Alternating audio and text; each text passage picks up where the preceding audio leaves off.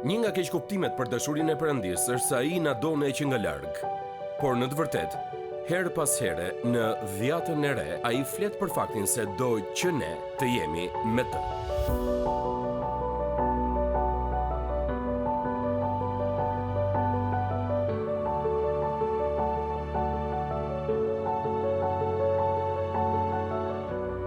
Keqkuptimi për parajsën është se të gjithë në mënyra automatike do të shkojnë aty. Por Biblia nuk na thot këtë. Biblia thot se dashuria e Perëndisë është e përjetshme, se ai do që të gjithë të jenë me të. Dhe Biblia na thot se dhurata e Perëndisë është jeta e përjetshme përmes Jezus Krishtit, Zotit tonë. Pra nëse doni të shkoni në parajsë dhe nëse doni të jeni me Perëndin sepse ai kërkon që të jeni me të, duhet ta pranoni këtë dashuri.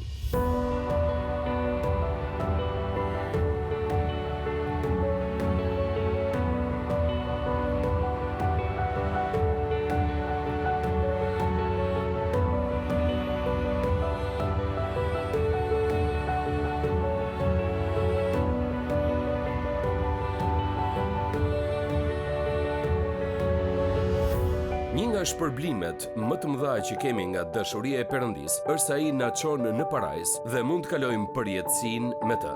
Dhe përjetësia zgjat përgjithmonë. Ndërsa kthej kokën në jetën time, në mendje më krijohet një tablo e çdo shtëpie dhe apartamenti ku kam jetuar gjatë jetës. Duke filluar që me shtëpinë ku kanë jetuar prindrit e mi kur lindën në Toledo të Ohajos, deri te shtëpia e sotme në El Cajon të Kalifornisë, mund të përfituroj çdo njërin prej këtyre vendeve. Në tërësi, unë kam jetuar në 15 shtëpi të ndryshme dhe mund të kujtoj diçka të veçantë secila prej tyre. Ato kanë qenë më shumë se sa vende banimi.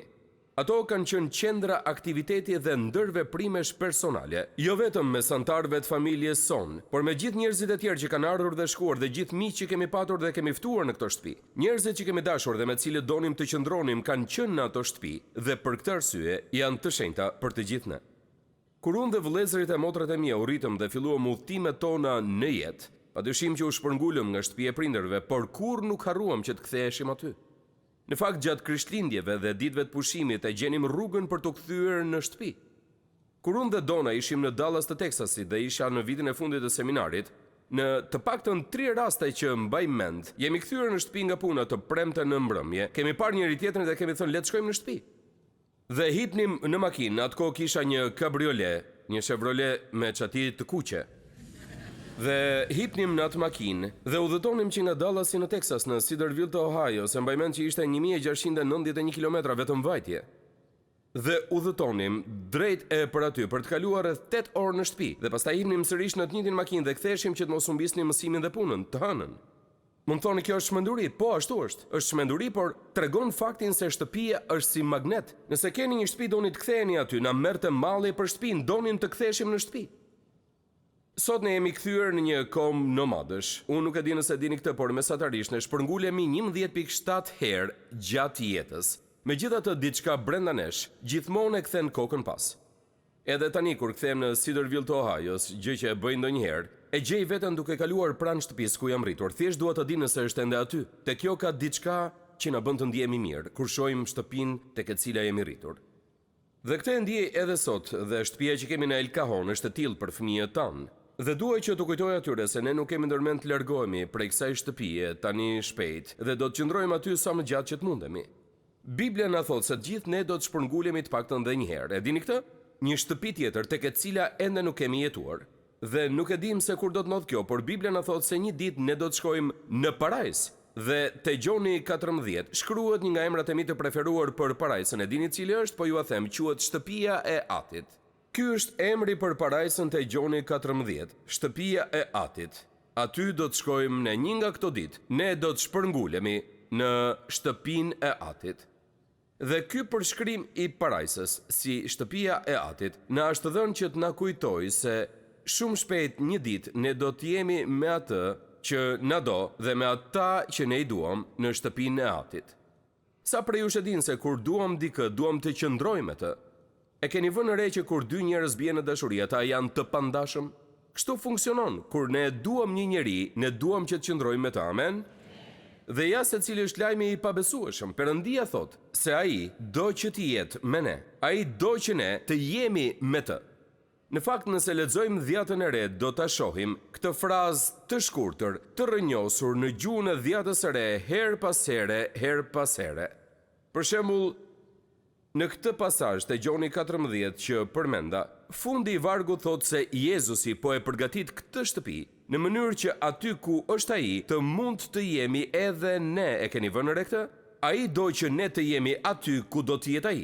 Te Gjoni 17:24, Jezusi në lutjen e tij të kryepriftit lutet kështu: O Atë, unë dua që atje ku jam unë të jenë me mua, edhe ata që më ke dhënë. Jezusi do të jemi me të. Kur Jezusi i dha sigurinë e tij hajdutit në kryq, e mbani mend se çfarë i tha atij? Ai tha: sot do të jesh me mua në parajs. Sa prej jush e din se Perëndia do që të jemi bashkë me të. Jezusi do që ne të jemi bashkë me të. Pali e shpjegoi këtë me vdekjen e tij dhe tha kështu: por jemi të sigurt dhe na parapëlqen më tepër ta lëm trupin dhe të shkojmë të banojmë bashkë me Zotin. Kur u shkroi Filipianëve, ai u tha kështu: sepse unë jam i shtrënguar nga dy anë, sepse kam dëshirë të iki nga kjo çadër dhe të jem bashkë me Krishtin, gjëja më e mirë. E shihni se si kjo vazhdon të përsëritet pa pushim? Perëndia do që ne të jemi me të, dhe pasi ai na mëson për rrëmbimin, në fund të vargut tek 1 Thesalonikasve 4, ai na jep këtë paralajmërim të vogël, dhe kështu do të jemi përherë bashkë me Zotin. Shpeshherë njerëzit më thonë se nuk e kuptojnë sepse ne duhet të shqetësohemi për parajsën. Dua të them se në fundit, nëse e kemi mendjen te parajsa, do të jemi të mirë në tokë. E keni dëgjuar këtë? Por C.S. Lewis i përgjigjet kësaj pyetje shumë qartazi në librin e tij klasik, Krishtërimi i thjeshtë. Dëgjoni çfarë thotë. Nëse lexoni historinë, do të zbuloni se të krishterët që kanë bërë më shumë për botën e tanishme, janë ata që më shumë menduan për botën tjetër. Por që kur të krishterët gjerësisht ndaluan së menduari për botën tjetër, janë bërë të paefektshëm në këtë botë. Synoni parajsën dhe do t'ju shtohet edhe toka. Synoni tokën dhe nuk do të keni asnjërin. Dhe ka të drejtë. Parajsa është reale, dhe Ati ynë qiellor dhe Biri i tij Jezus Krishti janë aty dhe po i bëjnë gjërat gati për shtëpinë tonë të përjetshme. Unë u them shpesh njerëzve: e përfitoni dot sa e bukur do të jetë parajsa? Zoti Jezus kaloi 6 ditë për të krijuar botën që shohim tani. Sa vite u bën që ai po punon për parajsën? Ka për të qenë një vend vërtet fantastik.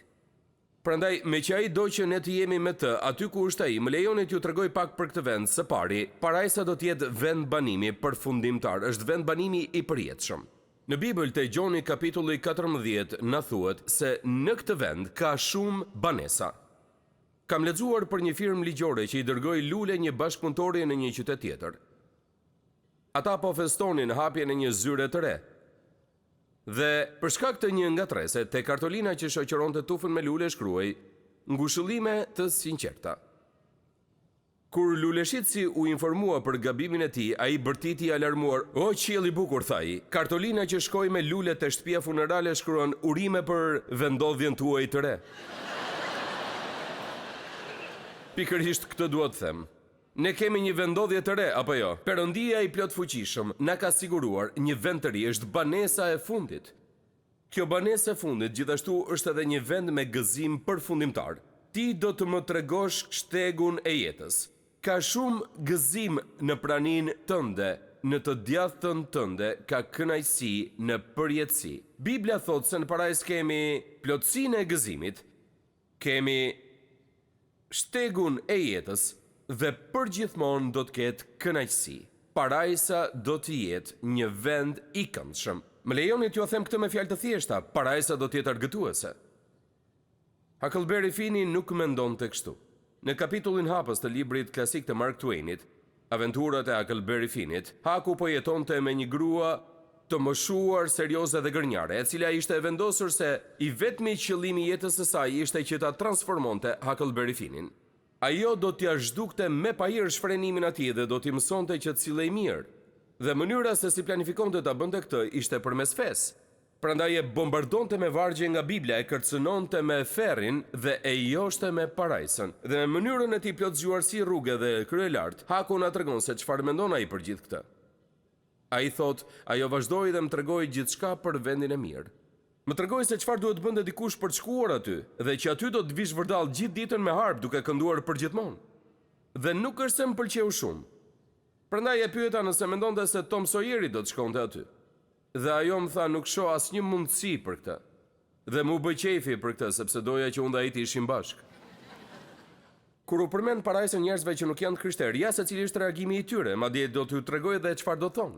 Do thonë diçka të tillë. I mërzitshëm. Parajsa do t'jetë e mërzitshme. Më duhet ju them se parajsa nuk do t'jetë e mërzitshme. Mark Buchanan është një shkrimtar, të cilin e kam lexuar pak dhe ai pranon frikën që parajsa mund të jetë si një shërbes fetare e stërzgjatur e kohërave moderne. Në një nga librat e tij ai shkruan, po supozoj se jeni si unë. Mua fillon të më kruhet lëkura dhe më ngrit sfyti pas një ore pak në kish. Unë mund të shpërqendrohem dhe bëhem nevrik kur zgjatet shumë. Më dhëmin këmbët dhe më mpihet kurrizi, më vishen syt, më mjegullohet mendja, më ngërin barku. E gjej veten duke luftuar me goksimat, por pastaj nuk i kundërshtoj fare. Dhe i lë të shpërthejnë dhe të ngërin si një sinjal për shtypësit e mi, lëri njerëzit e mi të shkojnë. Dhe unë jam pastori.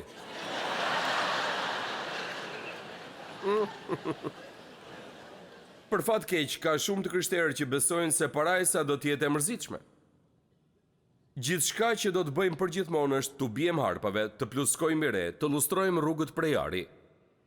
Por parajsa nuk do t'jetë e mërzitshme dhe do t'ju tregoj pse. Libri më i shkëlqyer që është shkruar për parajsën në jetën time është nga një njeri i quajtur Randy Alcorn dhe është i titulluar thjesht Parajsa. Dhe ja se çfarë thot ai për punën e mërzitjes. Ai thot: mendimi ynë se parajsa do t'jetë e mërzitshme është gati një herezi, që Perëndia është i mërzitshëm. Dhe nuk ka marrëzi më të madhe, tani mendoni pak për këtë. Dëshira juaj, dëshira ime për kënaqësi dhe për të përjetuar gëzim, vjen drejt për drejt nga dora e Perëndisë. Ai e ka krijuar shqisën tonë të nuhatjes, ai krijoi adrenalinën, ai na dha tërheqjen seksuale dhe nervat që përçojnë kënaqësinë në trurin tonë. Imagjinata jonë dhe aftësia për të përjetuar gëzimin dhe gazin janë krijuar nga i njëjti Perëndi, të cilin e akuzojmë si të mërzitshëm. A jemi vërtet kaq arrogant sa të mendojmë se si qenie njerëzore ne e shpikëm argëtimin? Faktit që Perëndia nuk do t'jetë i mërzitshëm i shtohet kjo e vërtet e mahnitshme. Uluni dhe dëgjoni, është e vërtet, e besoni apo jo, në parajsë as ju nuk do t'jeni të mërzitshëm. E di që kjo do të kërkoj më shumë besim se ajo që thash për Perëndin, por më lejoni që t'ju them diçka, Bibla na e mëson këtë.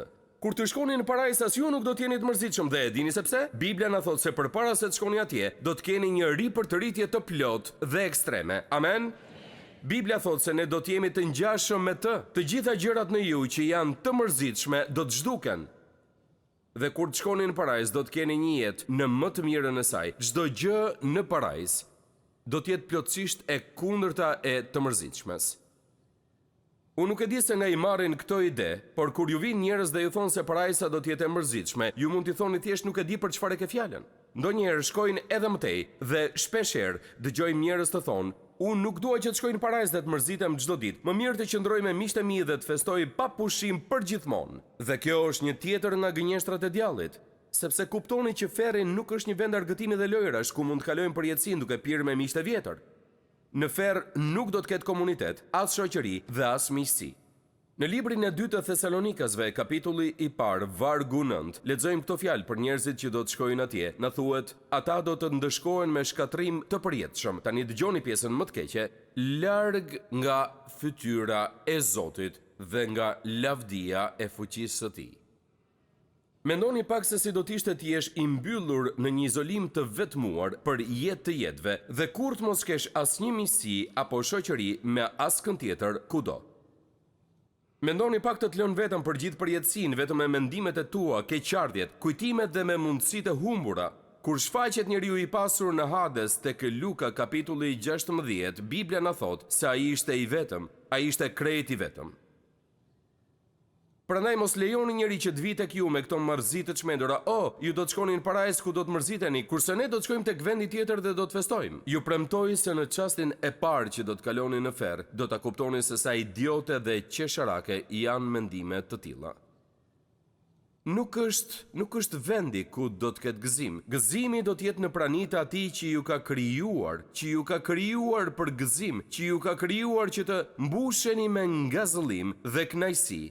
Ky është Perëndia që i shërbejmë dhe ka krijuar një vend ku mund ta njohim të gjithë këtë në plotësinë e saj. Dhe nëse ju shpëton kjo, nuk ka vend tjetër ku mund të gjeni këtë. Parajsa është një vend ku kemi banesën përfundimtare dhe gëzimin përfundimtar, por është edhe një vend ku do të njihemi përfundimisht. Tek 1 Korintasve 13 na thuhet, tani në fakt ne shohim sin pasqyrë, por atëherë do të shohim faqe për faqe, tash ti njoh pjesërisht, kurse atëherë do të njoh thellë ashtu sikurse njihem. Ja një pyetje që ma bëjnë njerëzit. Pastor Jeremia, do ta njohim njëri tjetrin në parajsë? Pa diskutim. Kur ju shkoni në parajsë, nuk do ta humbisni identitetin tuaj, personalitetin, ADN-n tuaj, atë që jeni. Në fakt, nëse e studiojmë Zotin Jezus Krishti, cili e kaloi procesin që do të kalojmë edhe ne para se të kthehej në qiell, zbulojmë se pas ringjalljes dishepujt e tij të gjithë e njihnin se kush ishte. Ata e dinin që ai ishte i njëjti Jezus që e kishin njohur përpara kryqit, varrimit dhe ringjalljes, dhe ata ishin kaq të sigurt për këtë, sa shkuan drejt vdekjes duke e mbrojtur këtë. Kur Mojsiu dhe Elia u shfaqën në qiell dhe qëndruan me Krishtin në malin e shpërfytyrimit, dishepujt që ishin me Krishtin e njohën Mojsiun dhe Elian. O, kur të shkojmë në parajsë, kemi për ta njohur njëri tjetrin me siguri. Mateu 8:11 thot, unë po ju them se shumë do të vinë nga lindja dhe nga perëndimi dhe do të ulen në tryezë me Abrahamin, me Isakun dhe me Jakobin në mbretërinë e qiejve. Ata kanë për ta njohur njëri tjetrin dhe ne njëri tjetrin. Kur ju të shkoni në parajsë, keni për t'i njohur prindrit dhe fëmijët tuaj, keni për t'i njohur vëllezërit dhe motrat tuaja, keni për t'i njohur njerëzit që keni njohur kur keni qenë të vegjël, njerëzit që keni qenë në kishë me ta, por keni për t'i njohur dhe shumë të tjerë, siç do ta mësojmë pas pak. Pra nuk keni për ta humbur kujtesën kur të shkoni në parajsë, ashtu siç Jezusi nuk e humbi kujtesën pas ringjalljes së tij. Kur të shkoni në parajsë, ai është vendi ku do të njiheni plotësisht. Parajsa është vendi përfundimtar i banimit, vendi përfundimtar i gëzimit dhe vendi ku do të njiheni përfundimisht. Por gjithashtu është edhe vendi i marrëdhënieve përfundimtare. Në parajsë ne do të kemi marrëdhënie me njëri tjetrin. Hebrejve 12 na tregon për disa nga njerëzit që do të ishin në parajsë. Dëgjoni Hebrejve 12, vargu 22. Por ju afruat malit Sion ose parajsës dhe qytetit Perëndisë së gjallë, që është Jeruzalemi qiellor, edhe morisë së engjëjve, kuvendit universal dhe kishës së të parlindurve që janë shkruar në qiej, Perëndis gjykatësit të gjithëve, shpirtrave të drejtëve që u bën të përsosur, goxhalist kjo. Biblia në thelb na thotë se të gjithë njerëzit që janë shpëtuar, edhe engjëjt, vetë Perëndia, të gjithë do të jenë aty. Dhe ne që do të shkojmë në atë vend, do të kemi marrëdhënie me të gjithë ata në parajsë. Unë mendoj shpesh për këtë, sepse e dini ka shumë njerëz që i kam takuar në këtë jetë, me cilët jam bërë mik dhe kam shijuar shoqërinë e tyre. Por unë jam edhe lexues dhe kaloj shumë kohë në bibliotek dhe duke lexuar, në fakt njoh shumë njerëz që nuk janë më këtu, të cilët kanë jetuar përpara meje, ata kanë jetuar në një kohë tjetër. Dhe mund të njoh shumë prej tyre, gati sikur të mund të kisha shoqëri me ta, por nuk mundem sepse ata kanë vdekur, nuk janë më. Por në parajsë, të gjithë do të jemi bashkë dhe do të jetë mundur që ne të kemi miqësi me njerëzit që kanë jetuar në kohë të ndryshme, nga koha që jetojmë ne. Dhe kam disa mendime vërtet të mëdha për këtë. Duhet të them se më pëlqen të takoj Danielin, Jozefin dhe Davidin, 3 njerëzit e dhjatës së vjetër, që janë personazhet e mi të preferuar nga ky libër. Unë kam predikuar për ata dhe kur t'i takoj mund të më tregojnë sa gabim e kam pasur. Dua të takoj Jabecin dhe dua ta pyes nëse e kishte menduar ndonjëherë se Bruce Wilkinsoni do ta bënte të famshëm. Do të më pëlqente të ndërtoja një marrëdhënie me apostullin Paul dhe Gjonin, dishepullin e dashur. Dhe u detyrohem shumë njerëzve si C.S. Lewis, Charles Haddon Spurgeon, Andrew Murray, A.W. Tozer. Librat e të cilëve kam lexuar, fjalët e të cilëve i kam cituar, dëshmitë e të cilëve i kanë dhënë formë jetës sime. Dhe kur të shkoj në parajsë, do të mund t'i takoj dhe do të kem miqësi me ta. Dhe nuk do të ketë kurrë kufizim me kohë, mund të ha drek me ta dhe mund të zgjas për 2 ose 3 muaj dhe sërish e kuptoni nuk do të ketë fund, kurrë nuk do të mbaroj koha në parajsë. Ne do të mund të ndërtojmë çdo marrëdhënie. Por dua t'ju tregoj diçka, sado fantastike mund të duken gjitha këto, janë shumë të zbehta nga rëndësia kur kuptojmë se privilegji i parajsës nuk janë njerëzit që mund të takojmë aty, por të jetuarit në prani të vetë Zotit Jezus Krisht dhe të jetuarit në një miqësi me të. Parajsa do të jetë një vend i banesës përfundimtare, gëzimit dhe njohjes dhe marrëdhënieve përfundimtare, por gjithashtu do të jetë një vend i përgjegjësisë përfundimtare. Mateu 25 thot, se kur do të shkojmë në parajsë do të gjejmë këto fjalë, të lumt, shërbëtori i mirë dhe besnik. Ti u tregove besnik në gjërat vogla, por nuk përfundon këtu. Dëgjoni pjesën tjetër. Unë do të vë mbi shumë gjëra, hyr në gëzimin e Zotit tënd. Kur ne të shkojmë në parajsë, ne do t'i shërbejmë Zotit. Për vite me radhë kam mbledhur thënie që njerëzit i vendosin mbi gurin e varrit. Po ju them një që tregon çfarë mendojnë njerëzit për parajsën. Këtu prehet një grua e shkret që gjithmonë ishte e lodhur. Jetonte në një vend ku ndihmëse dot nuk punsoje. Fjalët e saj të fundit në tokë ishin: miq të dashur, po shkoj aty ku nuk e pse lan, as pse fshin dhe as pse qep. Çdo gjë aty është saktësisht sipas dëshirave të mia, sepse aty njerëzit nuk kanë, s'ka pjata për të larë. Mos qani për mua tani, mos qani kur për mua. Nuk do të bëj asgjë më në jetë të jetëve. Kështu mendon ajo se do të jetë parajsa. Por nuk ka për të qenë kështu. Nëse lexoni librin e zbulesës, dua që të vini re se në mënyrë të vazhdueshme në këtë libër mund të lexojmë për shërbëtorët e Zotit. Në parajsë ne do të jemi shërbëtorët e tij, ne do t'i shërbejmë atij. Zbulesa 22:3 thot: asnjë mallkim nuk do të ketë më, dhe në të do të jetë froni i Perëndisë dhe i qengjit, dhe shërbëtorët e tij do t'i shërbejnë. Dhe kur ne t'i shërbejmë atij në parajsë, do të jetë jashtëzakonisht madhështore. Përfytyroni sikur po punoni në një ambient të lirë nga kufizimi i kohës dhe i parave, i egoizmit dhe i lakmis, i sëmundjeve dhe i lodhjes, i dembelizmit, dhimbjeve, irritimit, madje dhe i gabimeve. Sa jashtëzakonisht i kënaqshëm dhe shpërblyes do të jetë shërbimi në parajsë, kur do të bëjmë atë që pëlqejmë të bëjmë me njerëzit që duam të jemi dhe gjithçka për lavdinë e Perëndisë. Kështu do ta kalojmë përjetësinë në shtëpinë e Atit. Nuk do të ketë kurrë një ditë mërzitshme, e dini, jam pak i inkurajuar nga kjo, jam i sigurt se e keni vënë re këtë. Mua më pëlqen puna që Perëndia më ka caktuar të bëj. Unë nuk mund ta imagjinoj dot një jetë pa qëllime, një jetë pa punë për të bërë, një jetë pa projekte. Dua të them, kështu e kam jetuar gjithë jetën time. Kur të shkoj në parajsë, gjitha kjo do të shpërthejë në përsosmëri dhe do të kem mundësi që ta jetoj çdo ditë. Dhe nuk kam se debatoj me asnjëri për gjërat që dua të bëj dhe të dëgjoj të më thonë jo, nuk do ta bësh. Dhe unë do të kem mundësi të bëj gjërat që Perëndia më vendos në zemër që të bëj në jetë të jetëve dhe do t'i shërbej Zotit me zemër dhe motive të pastra. Kështu ka për të qenë parajsa. Dhe pastaj parajsa do të jetë një vend me realitetin përfundimtar. Më lejoni të qëndroj për një çast këtu teksa shkojmë drejt fundit. Tek 2 Korintasve 5 dhe te Romakëve 8, Bibla na thot se të gjithë ne sot, ndërsa jetojmë jetën tonë, kemi një pësherëtim brenda vetes. Kështu e thot, një pësherëtim brenda vetes. Çfarë do thot kjo? Do thot se në zemrën tonë, më dëgjoni me vëmendje, thellë në zemër të gjithë e dim se ka diçka më shumë nga ajo që ne perceptojmë. E dini, mund të kalojmë ditën më të bukur dhe mund të festojmë për një çast, por pastaj ne e kuptojmë. Mbaroi tani. Unë ndjek basketbollin dhe shoh se sa shumë këta djem punojnë për të fituar titullin e kampionit. Por e dini, ata e fitojnë titullin kampion dhe njerëzit e dëgjojnë dhe për rreth një javë e mbajnë mend të gjithë. Por rreth 6 muaj më pas, nëse i pyet ata kush e fitoi kampionatin si vjet, nuk e mban mend më askush. Ata përjetojnë një gëzim të madh për një çast kur bien letra me ngjyrë nga tavani dhe të gjithë brorasin kur bëjnë paradën për në shtëpi, por pastaj nga zëllimi dhe gjithçka tjetër thjesht venitet. Dhe ndonjëherë rrjedhojet e gëzimit janë gati më keq se sa nëse nuk do ta kishim fare. Biblia thot se ne jemi krijuar si njerëz me një uri në zemrën tonë që nuk mund të kënaqet nga asgjë tjetër vetëse nga vetë Perëndia dhe vendi i Perëndisë, që quhet shtëpia e Atit. Dhe kur të shkojmë në parajsë një ditë, do të kuptojmë se Perëndia vërtet e vendosi përjetësi në zemrën tonë, Predikuesi 3, dhe që kjo përjetësi është ajo ndjesi brenda nesh që asgjë nuk është plotësisht e përmbushur derisa të shkojmë në parajsë. Dhe ja se çfarë është interesante te kjo, Perëndia na ka krijuar kështu qëllimisht. Kështu është për ne, sa prej jush e dinë se kjo botë nuk është shtëpia jonë, ne jemi thjesht kalimtar.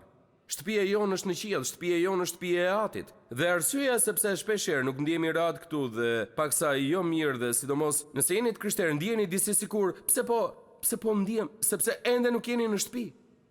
Por kur të shkoni në shtëpi, kur të shkoni në parajsë, do të futeni në përjetësi dhe do të kuptoni se ky është vendi për cilin jam krijuar. Për këtë vend më ka krijuar Perëndia që të njoh gëzimin përfundimtar, realitetin përfundimtar të parajsës. Dhe nuk do të jetë diçka që do të venitet në ditët në vazhdim, por do të jetë diçka që rritet, vlerësohet dhe bëhet gjithnjë më e mirë, ndërsa jetoni në përjetësi. Aty nuk do të ketë kurrë më zhgënjime. Aty nuk do të mendojmë kurrë asa do doja gjërat ishin si më parë. Gjithmonë do të jetë më mirë nga sa kanë qenë dhe do të kemi përgjithmonë përmbushjen e Perëndisë në zemrën tonë. Perëndia ju do. Dhe do që ju të jeni përgjithmonë me të. Unë dua që të marrë në parajsë sa më shumë njerëz që të mundem. Ky është qëllimi i radios dhe televizionit, për këtë qëllimi janë revistat, ky është qëllimi i kishës, për këtë qëllimi janë dëshmit dhe projektet e konferenca dhe çdo gjë tjetër, janë të gjitha për këtë. Unë dua të marr në qiell sa më shumë njerëz që të mundem. Unë dua t'ju tregoj atyre për Jezusin dhe të bëj të njohur se sa fantastik është. Amen. Këtë duhet ta kemi në zemrën tonë. Ne nuk duhet të jemi thjesht të lumtur që do të shkojmë vetë aty. Ne duhet të jemi aq të ngazëlluar për këtë sa të duam t'i tregojmë kujdo se sa fantastike është dhe se si mund të shkojnë aty. Dhe të mos u shpëtoj vendi për cilin po flasim sot. Ai vendi banesës përfundimtare, i gëzimit përfundimtar, i njohjes përfundimtare, i marrëdhënies përfundimtare, i përgjegjësisë përfundimtare dhe i realitetit përfundimtar. Kjo është parajsa. Kjo është shtëpia e Atit. Dhe vetmja mënyrë për të shkuar aty është përmes Jezus Krishtit. Jezusi një ditë tha kështu: Unë jam udha, e vërteta dhe jeta. Askush nuk vjen tek Ati përveç se nëpërmjet meje. Ju mund të shkoni në shtëpinë e Atit vetëm nëpërmjet Jezusit. Ai është i vetmi që mund t'ju çojë aty. Ju nuk mund të shkoni aty përmes veprave tuaja të mira, nuk mund të shkoni duke shkuar në kishë, nuk mund të shkoni duke qenë baptist, pentakostal, katolik, apo mormon, apo me çfarë do lloj gjëje tjetër fetare. Mund të shkoni vetëm nëpërmjet Jezusit. Dhe ai ka ardhur në këtë botë që të bëhej si unë dhe si ju. Të ecte mes nesh për gjithë ato vite dhe në fund ai shkoi në kryq dhe pagoi ndëshkimin për mëkatet tona. Dhe tani ai po thotë: nëse ju e pranoni sakrificën time në kryq dhe lejoni që ajo të jetë paga e plot për të gjitha mëkatet që keni bërë në këtë jetë apo që do të bëni ndonjëherë, atëherë ju mund të lindni përsëri dhe mund të bëheni qytetarë i qiellit. Të gjithë ne në këtë sallë që jemi rrugës për në parajs, nuk do të shkojmë aty sepse jemi të mirë. Ne do të shkojmë aty sepse e kuptojmë se një ditë Jezusi na ftoi që të shkonim. Do të jetë një festë siç nuk mund ta besoni dot. Dhe të gjithë ne jemi të ftuar. Por vetëm nëse e pranoni ftesën e Tij, mund të shkoni. Unë ju kam treguar se sa shumë ju do Perëndia. Ju kam treguar se ai ju do që gjithmonë ju ka dashur dhe gjithmonë do t'ju doj, kjo është e vërtetë. Por mbase nuk ju kam treguar mjaftueshëm se këtë dashuri mund ta merrni vetëm nëse e pranoni. Doktor Jeremia më tregoi se sa shumë do Perëndia mua, ishte shumë fantastike. Jo, nëse keni dëgjuar vetëm këtë, nëse keni kuptuar vetëm këtë nga këto mesazhe, nuk keni kuptuar thelbin.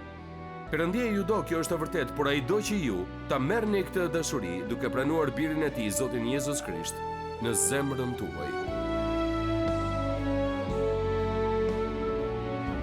Faleminderit që ndoqët mesazhin e sotëm në moment vendimtar. Shpresoj që të jeni inkurajuar nga fjala e Perëndis dhe që të keni mësuar edhe më shumë se çfarë do thotë të kesh një marrëdhënie me Perëndin ton të dashur. Nëse nuk e keni një marrëdhënie personale me të dhe do të dëshironit të fillonit një të tillë, mund ta bëni këtë sot. Gjithçka që duhet bëni për të marrë dhuratën falas të Perëndis për shpëtimin është që të pendoheni për mëkatet dhe të pranoni Jezus Krishtin si Zotin dhe shpëtimtarin tuaj. Nëse ju e keni marrë këtë hap besimi sot, ju inkurajoj që të lidheni me një shërbes të besueshme apo me një kishë të zonës dhe të tregojeni dikujt për vendimin tuaj. Unë lutem që ju të vazhdoni të rriteni në besimin e ri që sapo keni gjetur. Perëndia ju bekoft. Do të takohemi herën tjetër këtu në moment vendimtar.